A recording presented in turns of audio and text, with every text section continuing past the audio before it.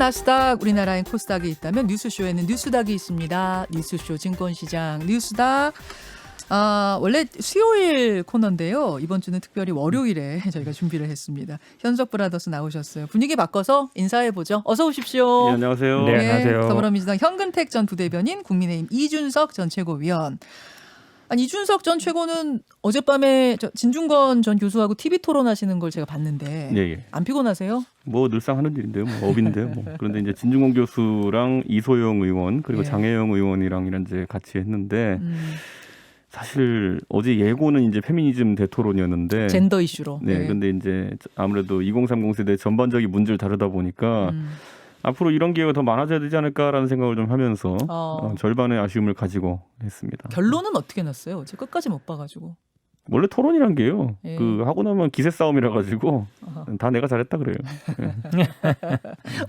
오늘은 뭐 이 주제는 아니니까 네. 여기까지 소감만 듣고 우리 주제로 바로 들어가죠. 두 분이 가져오신 상한가 하한가 확인을 하겠습니다. 현근택 변호사님. 저는 뭐 어쨌든 당대표 당선된 민주당의 송영길 대표 상한가로 갖고 왔습니다. 송영길 네. 신임 대표, 이준석 전 최고. 네, 저는 김기현 원내대표. 예. 두 분 다 새로 당선된 지도부 이름을 상한가로 가지고 오셨네요. 민주당 얘기부터 해보죠. 현근택 변호사님, 어제 그 발표 현장 음성부터 좀 듣고 시작할까요? 네네. 예. 더불어민주당 당대표에는 기호 2번 송영길 후보가 당선되었음을 선포합니다. 유능한 개혁, 언행 일치의 민주당을 만들어 국민의 삶을 지켜내고 국민의 마음을 얻겠습니다. 전국의 당원 대의원들과 카톡 메신저를 통해 직접 소통하며 의견을 수렴해 나가겠습니다. 당내 민주주의를 강화해 나가겠습니다. 이상민 선거관리위원장, 송영길 대표 목소리 지금 들으셨는데, 당원들의 의견이 절대적인 투표인데 비주류인 송영길을 선택했다. 다만 친문주류 홍영표 의원과의 득표율 차이는 0.59%포인트다. 이거 어떻게 해석하십니까? 그러니까 당초에 많은 분들의 아마 당내나 여론이나요. 대부분 보면은 송영길 후보가 지금 저도 3수인 줄 알았는데 그 전까지 따르면 실제로는 4수래요. 아, 그래요? 네, 네 번째 나온 거죠. 그러니까 어쨌든 선거든 여러 번 나오면 사람들이 동정표가 좀 있게 마련이거든요. 왜냐하면 좀 그 전에 안 됐으니까 미안하고. 네, 그럴 그러니까 수 있죠. 그 전에 추미애 대표 나올 때는 컷오프 됐었어요. 그 컷오프. 정도 그렇죠. 그러니까 어찌 보면 그런 데에 대한 미안함이 많이 있을 것 같은데 네네. 그래서 당초에는 많은 분들이 송영길 당대표가 어느 정도 앞서 나가지 않겠냐 했는데 이 홍영표 의원이 많이 따라온 거죠. 네, 당내에서는 거의 뭐 막판에는 거의 역전됐다라는 말도 있었거든요. 당내 그랬어요? 여론조사나 이런 데들은. 그만큼 어찌 보면 이번에 송영길 의원은 뭐 본인 말씀처럼 사실은 특별한 어떤 계파가 있는 분은 아니었어요. 무게파다 계속 그렇죠. 얘기하셨죠. 그러니까 어찌 보면 이제 그게 좀 많이 좀 구도를 흔들지 않았나 싶어요. 왜 그러면 그러냐면 친문 당원들의 전략적 선택이다 이렇게 보시는 거예요?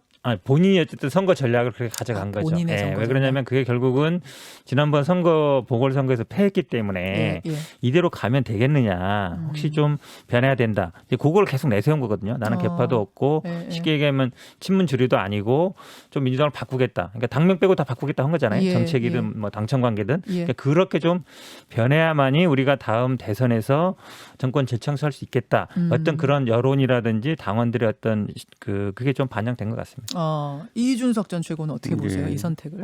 저는 뭐 당원들이 어쨌든 굉장히 전략적인 투표를 했다. 저는 이렇게 생각을 하고요.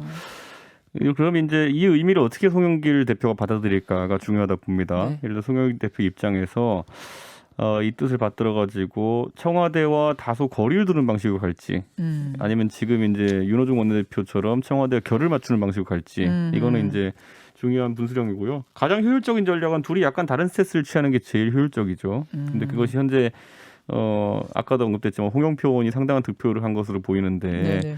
그 핵심 기관 당원들의 의중을 다소 무시하면서 그까지 갈 수 있느냐에 대해서는 좀 정치적 선택을 해야겠고요. 저는 송영길 의원 굉장히 멋진 분이라 생각합니다. 며칠 전에 CBS 노컷뉴스 인터뷰에서 왜 민주당에는 이준석, 하태경 같은 사람이 없느냐라는 언급을 하셨기 때문에 예, 저 몰랐는데. 민주당의 현실을 잘 파악하고 계시다 이런 생각을 하고 예, 아 그쪽에서 참 감사합니다. 스카우트 제의 들어오는 거 아니에요? 깨알같이 광고도 하시니까. 아, 제가 밥을 사주시면 제가 식사하면서 이준석, 하태경의 노하우를 예, 전수. 한 1% 정도 전수해드릴 수 있습니다. 아니 지금 그 말씀하시기를 우리 이준석 전 최고는 전략적 선택, 당원들의 전략적 선택이라고 보되 네. 송영길 후보가 친문 지도부 안에 이제 둘러싸인 모양새이기 때문에 뭐 크게 송영길 그러니까 비주류 송영길의 입김 어떤 영향력을 발휘하기는 어려울 거라고 보시는 그건 거예요? 두고 보십시오. 그 김종인 위원장의 성공 모델이라는 게 무엇이었는지 생각해 보면은 결국에는 선거 승리를 위해서 내가 할 수 있는 역할을 한다. 네. 그것이 뭐 당원들이 생각하는 바와 다르다 하더라도 예, 예. 사실 김종인 위원장 생각해 보면요. 선거 한 2, 3일 전까지 거의 모든 당 원로나 중진과 싸웠어요. 싸웠죠. 저도 알아요. 네. 진짜 싸웠어요. 김무성, 김문수, 네. 이재호 뭐 이름만 되면 다 알만한 우리 나가라 당의 그랬어요 그분들이. 주축이신 분들이 나가라고 하고 이렇게 네. 했는데 결국 이겼잖아요. 이겼죠. 이기니까 결과가 좋으니까 좋은 거고 아무리 중진들이니 이런 사람들 말 잘 들어도 네. 지면 나중에 손가락질 받는 겁니다. 그 부분을 송영길 대표가 명심해야 됩니까? 그 모델로 삼아야 하나 됩니까? 예시를 들면요. 지금 그 상임위 배분 문제 같은 거, 그 물론 원내대표가 소관하는 문제지만은 예를 들어 송영길 대표께서 이거는 내가 봤을 때 잘못된 것 같다. 원래 당대표가요. 처음에 한두 가지 문제 정도는 주도권을 발휘할 수가 있어요. 예, 그리고 그 결과가 좋으면 계속 이제 힘이 실리는 것이고 어허. 그렇다면 핵심 과제로 그런 것들을 설정해가지고 예. 협치 모델을 세운다든지 예. 뭐 이렇게 했을 때 저는 좋은 평가를 받을 수 있을 것이다. 이렇게 봅니다. 이준석 전 최고의 조언은 송영길 대표여 김종인 모델로 가라. 이렇게 보면 돼요. 그거 말고 다른 방법이 있을까요 지금? 그 정도입니까? 예, 예. 자, 현 근데 변호사님. 이 많은 언론에서 이제 최고위원들이 다 친문 일색이기 때문에 송영길 대표가 뭐 뭘 못할 거다 이런 얘기 많잖아요. 네네. 근데 지금 5분의 최고위원 보면은 그러니까 친문이냐 아니냐 기준이 마치 보면은 뭐 개혁을 추진하냐 이걸로 얘기하고 있는데 그렇지는 않고요. 검찰 우리 개혁. 당내에선 보면은 예전에 이제 문재인 대통령, 그러니까 노무현 대통령 있을 때 청와대에 있던 분들, 네네. 그분들 보통 이제 뭐 부엉이 모임으로 칭해야 되는데 그렇죠. 거기에 해당되는 분은 한 명이나 2명 정도밖에 없어요. 그렇죠. 그러니까 초선 김용민 의원이 일이 된 게 굉장히 의외다 그러는데 이분이 뭐 문재인 대통령과의 특별한 뭐 인연이 있거나 이건 아니거든요. 그러니까 개혁적인 걸 열심히 해왔긴 하지만 네. 이분이 또 1위로 된 게 보면 대의원은 꼴찌했어요. 근데 네, 권리당원 네, 일반 그렇더라고요. 여론조사 뭐 당원 여론조사에서 거기서 1위를 일등, 했거든요. 모조리. 네. 그렇죠. 그래 보면은 사실은 당원에서도 1위하고 일반 여론조사에도 1위를 한 거예요. 그러면 이게 당신과 민심과 꼭 분리되느냐 그렇지는 않고 대의원 1위라는 거는 대의원 조사는 보통 지역위원장 현역 의원들이 자기들이 임명하기 때문에 조직표로 볼 수 있는 거거든요. 그렇게 본다 그러면 친문 일색으로 돼서 뭐 송영길 대표가 뭘 못할 거다 그건 아닌 것 같고 그 다음에 실제로 또 이분들은 대부분 초선 재선들이 많아요. 네, 네. 초선이과 재선 3선이 많은데 송영길 대표 같은 경우는 뭐 5선에 뭐 인천시장하고 정치 네, 오래 했죠. 그렇죠. 그래서 본다 그러면 제가 보기에 본인의 어떤 소신을 하거나 아니면 이런 거에 대해서 뭐 최고위원들과 뭐 갈등이 생기거나 그럴 여지는 거의 별로 없는 것 같습니다. 그러면 그 한 예로 문자 폭탄을 좀 구체적으로 들어보겠습니다. 송영길 신임 당대표는 경선 레이스 과정에서 문자 폭탄에 대해 좀 부정적으로 얘기를 했어요. 뭐라고 이분이 말씀을 하셨느냐. 제가 여기 써왔었는데 다른 걸 틀린 걸로 규정하고 상대방 의견을 완전히 진압하려는 행태를 바꿔야 한다. 내 의견이 중요하면 남의 의견도 중요하다. 그렇게 만들어가야 다가올 대선 갈등을 원팀으로 해결 가능하다. 지금 이재명 대 반 이재명 진영 간의 치열한 상호 논쟁 비판이 있는 거 아닌가? 이거 중요한 위험 요소다. 이렇게 얘기를 했거든요. 반면에 수석 최고위원이 된 김용민 의원은 앞에 인터뷰 들으셨죠. 오늘도 그랬습니다만 권장해야 될 거다. 문자 폭탄. 권장할 일이다 그랬거든요. 그럼 이 부분에 대해서 지도부가 어떻게 정리하겠습니까? 현 변호사님? 제가 보기에는 이게 항상 논란이 많은 부분인데, 그러니까 마치 많은 언론이나 아니면 당 밖에 있는 분들은 네. 문자 폭탄이 굉장히 의원들이나 아니면 뭐 당에 굉장히 해가 되는 거 아닌가 이렇게 많이 생각하시는데요. 물론 뭐 당원 게시판에도 뭐 험한 욕도 많고 많은데 사실은 욕을 하거나 아니면 남을 원칙적으로 비난하거나 이거는 당연히 하지 말아야 돼요. 예. 그거는 당연히 제재를 해야 되는데 예. 근데 당원들이 의견을 주는 부분이 분명히 있거든요. 정책이란 이런 법을 하려고 할 때 예, 하지 예. 말아라. 어떤 걸 하려고 할 때 하지 말아라. 그거는 저는 당의 건강한 에너지라고 봐요. 왜냐하면 사실은 당원들이 할 수 있는 게 전당대회 때 이렇게 투표하는 거 말고는 어떤 권리를 행사할 수 있는 게 별로 없어요. 아니면 선거 때 예비 후보자 선출하는 거 말고는. 근데 평소에 당의 정책이나 방향에 대해서 의견을 제시하는 거 네. 그건 굉장히 중요한 거거든요. 그렇기 때문에 우리가 전당원 투표도 하고 당원 게시판도 만들고 의견을 주는 거기 때문에 예, 예. 욕을 하거나 아주 심하게 비방하거나 이건 저는 어느 정도 막아야 된다고 봐요. 제재도 해야 된다고 예, 보고. 그런데 당원들이 문자 주는 것 자체, 어떤 의견을 제시하는 것 자체, 그거는 저는 막을 필요는 없다고 봅니다. 원래 개인 의견은 그러시고 이준석 쪽. 원래 그 문자 폭탄 이런 거 맞아 보시면요 정상적인 의견 안 들어와요. 전부 다 뭐 어린 놈의 새끼가 뭐 이렇게 해서 오고 받아보셨어요? 많이 오죠. 뭐 많이 유튜브 받아보셨어요? 링크 걸어놓고 누구누구 박사님 하는 말을 들어라 이러고 뭐 너 같은 놈이 뭘 아냐 이런 거 막 오고 미국에 무슨 박사가 논문을 썼다 부정선거를 인정해라 뭐 이런 거 이런 거 오고 아니면은 뭐 탄핵을 인정하지 마라 뭐 이런 거 오고 제가 지금까지 받아본 그런 제 전화번호를 조리돌림 해가지고 얻은 사람들이 보내는 문자라고 하는 것은 저를 생각해서 보내는 사람 없고요. 예, 저를 설득하려 보내는 사람 없고요. 자기들 그냥 근육 자랑하려 보내는 사람들이에요. 거기서 무슨 긍정적인 의견을 소통. 도출하겠다는 겁니까? 그거는 무시해야 될 의견들이 대부분이에요. 예, 그거 어디서 도대체 문자 폭탄에 그런 걸 왜 보냅니까? 긍정적인 의견을 가진 사람들이. 제가 궁금한 건 두 분의 의견도 이렇게 다른데 송영길, 김용민 최고위원 의견도 살짝 다르단 말이에요. 어떻게 정리될 거라고 보세요? 저 바깥에 계신 분께서. 저는 송영길 의원이 결국에는 본인이 지금 이 사태의 중심에 서 있는 조홍천 의원에 대해 가지고 어떤 대접을 하느냐가 굉장히 중요할 것이다. 조홍천 저는 이렇게 대접. 보고요.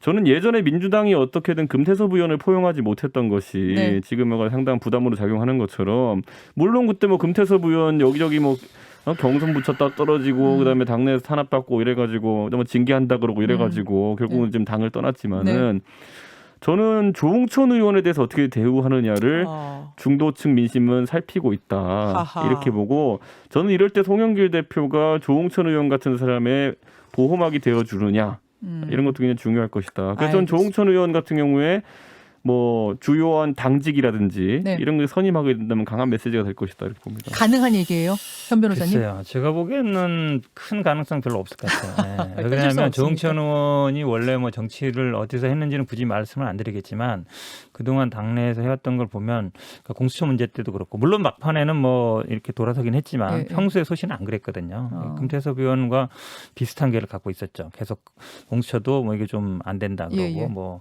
검찰 개혁도 조금 반대를 하고 이러면서 사실 이 개인의 문자 폭탄 문제가 아니라요. 정치적인 저는 뭐 어느 성향의 문제라고 보는데 물론 말씀처럼 아마 신임 지도부는 이 문자 문제라든지 아니면 당원 게시판의 뭐 욕 문제라든지 그게 결국은 아까 말씀한 것처럼 나중에 대선 국면에 갔을 때도 이게 뇌관이 될 수 있기 때문에 어느 정도 뭐 시스템을 만든든지 할 것 같지만 그렇다고 해서 조홍천 의원을 뭐 중용해서 제가 뭐 조홍천 의원 개인적으로 큰 건 없습니다만 당직을 맡기거나 역할을 맡길 거다. 가능성은 현실적으로. 제가 보기에는 좀 그런 분위기는 아닌 것 같습니다. 그러니까 저런 식으로 다들 비관적으로 생각할 때 하면은 감동이 2배입니다. 그건 몰라요.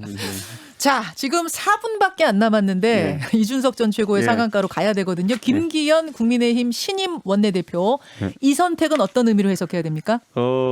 밥 먹자 했는데 지금은 만날 때가 아니다. 청와대가 밥 먹자 했는데 안 만나겠다고 했어요. 김 원내대표. 직원족이죠. 지금은 곤란하다. 조금 기다리라는데. 제가 봤을 때는 청와대가 더 나은 어떤 협상안을 들고 와야 될 것 같다. 그건 왜냐하면 사실 김기현 원내대표 말처럼 청와대가 신임 지도부에게 줄 수 있는 어떤 선물이 있는 것도 아니고 윤호중 원내대표 입장은 강경하고 이런 상황 속에서 오히려 대통령이 조정자 역할을 해가지고 아까 말했던 상임위원장 배분이라든지 여러 협치의 과제들에 대해서 물꼬를 터줄 수 있는 그런 형태의 원내대표와의 회동이란 모르겠으나 지금은 그냥 당선됐으니 만나자 이래버리면은 사실 야당 원내대표 입장에서는 이용당한 느낌일 거거든요. 그러니까 저는 우선 지금 그래서 김기현 원내대표께서도 이게 거절이 아니다. 지금은 그냥 의제가 없기 때문에 좀 곤란하다고 한 것이다라고 이제 완곡하게 표현했기 때문에 그 뜻은 김기현 원내대표도 청와대랑 뭐 척을 지겠다 이게 아닙니다. 그러니까 의제를 조율해가지고 실질적인 모임이 되도록 하자라는 취지이기 때문에 그냥 인사만 하는 건 안 만나겠다. 우리 존경하는 이철희 정무수석께서 빨리 정무를 하셨으면 좋겠습니다.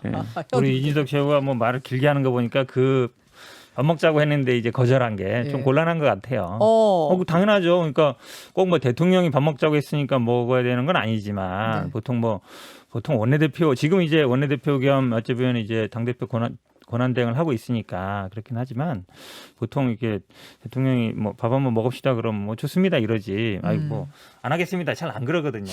제가 이거 보고는 이제 한마디로 얘기하면 좀 약한 모습 보이기 싫다 이거예요. 이제 법사위원장 내가 갖고 오기 전에는 내가 그래도 좀 강경한 입장을 취해야 되겠다. 지금 이 밥 먹고 안 먹는 거의 핵심이 법사위원장 자리인 거예요? 법사위원장이죠. 왜 그러냐면 김기현 원내대표가 사실은 판사 출신이고 그렇게 막 강성 이미지는 아니에요. 지난번 울산 사건 때문에 조금 이렇겠지만 근데 처음 뭐 일성부터 장물 내놔라 이러고 있으니까 사실은 그렇다고 밥 먹으러 가버리면 나중에 협상이 제대로 안 되면 아유 그때가 거기 가서 설득당했나 이렇게 나올 수 있잖아요. 그러니까 제가 보기에는 이제 좀 강성 이미지로 가져가는 것 같은데 근데 제가 보기에 어떤 경우에도 누가 밥 먹자고 했는데 아유 다음에 봅시다. 이거는 더구나 청와대에서 밥 먹자고 했는데 좀 제가 보기엔 마이너스 요소인 것 같아요. 그렇게 밥 먹는 게 좋으면 왜 주호영 원내대표 때는 밥 먹자는 얘기 그렇게 안 했습니까?